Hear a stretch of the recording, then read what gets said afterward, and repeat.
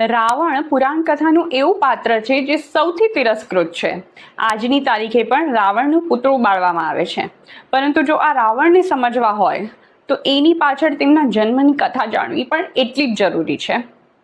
ભગવાન વિષ્ણુના પરમ ભક્ત એવા જય અને વિજય વૈકુંઠમાં દ્વારપાળ તરીકે તેમની કાયમી સેવામાં હતા. એકવાર બ્રહ્માજીના માનસ પુત્રો સનકાદિક ઋષિઓ ભગવાન વિષ્ણુના દર્શનાર્થે આવ્યા. જય અને વિજયે તેમનો ઉપહાસ કર્યો અને તેમને વૈકુંઠમાં અંદર આવવાની પરવાનગી ના આપી. એ કારણે સનકાદી ઋષિઓએ તેમને શ્રાપ આપતા કહ્યું કે તમે મૃત્યુ લોકમાં જન્મ લેશો. તેમણે ખૂબ વિનંતીઓ કરી કે તેઓ શ્રાપ પાછો લઈ લે. ત્યારે ભગવાન વિષ્ણુએ કહ્યું કે એકવાર મળેલો શ્રાપ મિથ્યા ના થાય, અને તેમણે આ શ્રાપ વેઠવા માટે આ જય અને વિજયને બે વિકલ્પો આપ્યા. પહેલો કે મારા ભક્ત તરીકે 7 જન્મ લો, અને બીજો મારા શત્રુ તરીકે 3 જન્મ.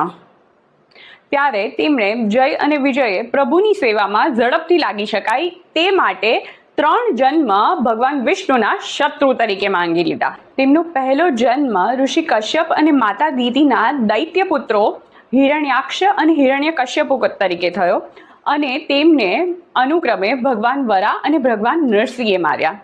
તેમના બીજા જન્મમાં રાવણ અને કુંભકર્ણ તરીકે તેઓ પ્રભુ શ્રી રામના હાથે માર્યા ગયા, અને ત્રીજા જન્મમાં શિશુપાલ અને દંતવક્ર ના નામે તેઓ ભગવાન શ્રી કૃષ્ણના હાથે વધ પામી વૈકુંઠ પામ્યા. આ ત્રણેય જન્મના 6 પાત્રોમાં માત્ર ને માત્ર રાવણનું પાત્ર સૌથી પ્રસિદ્ધ થયું.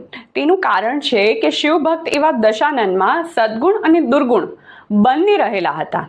માત્ર ને માત્ર અહંકાર રૂપી દુર્ગુણ અને સ્ત્રી આસક્તિને કારણે આજે પણ આપણે એમનું પુતળું બાળીએ છીએ. પરંતુ તેનું જ્ઞાન, તેના અમુક ગુણ અને તેના લખેલા પુસ્તકો આજે પણ પ્રશંસનીય છે.